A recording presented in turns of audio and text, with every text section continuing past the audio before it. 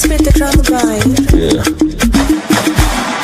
Too much sauce. Hello. Too much. Oh shit! Karibu. Milioni. Mukomere cyane, komera ariko. Meze bite? Mukomere cyane. Nari nje kubasura, nariko nari mpaciye gutya ndavuga ati reka nsohoze umuvandimwe. Uza gusura abantu bari kujya kubera. Nubise ko uri inshuti buri ubundi nta kintu ntabwo sinabura no kugusura. Yakugusuza nyine ibiti bigendera. Oya, urabona? Urugendo rwiza nyaje. Nyine, ikintu nari nje kubabwira, gusa baravuga mu Kinyarwanda baravuga ngo ntabwo wagira ahantu bari kurya rwose ngo ugende udakozemo. Ndakoramo ntabwo ndya.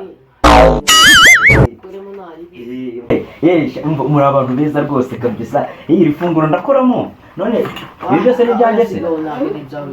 Ibyo ni murakoze cyane nuko. Gute?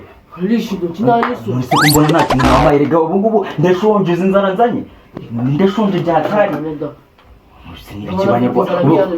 Uyu muntu w'umugabo koko ushaka kurya n'inzara mfite maze iminsi 5 narya inzanira ikirisho nicyo nyene ubundi ikirisho cy'abagabo ariko se nkinga cyo kirisho nshaka munzanira ikirisho cy'abagabo ikirisho cya kintu umuntu arya nyine ikirisho gusa urabona igihe maze narya ni kinini munzanira ikirisho nacyo ikirisho mugira kanze ngiye nizanira reka nizanira wumva muri ikirisho cy'abagabo muri ikirisho cy'abagabo azagagira we mana nyagasani Yesu Kristo warabakristo kini igiki ni muri ikirisho cy'abagabo iki nicyo mvuga iki nicyo ndishi wanje mu bukwe ngiyo nicyo banzanira iki ikirisho cy'abagabo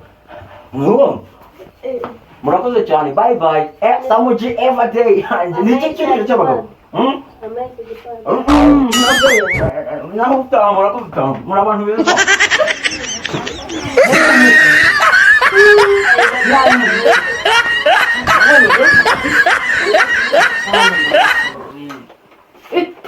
akagwe kugasi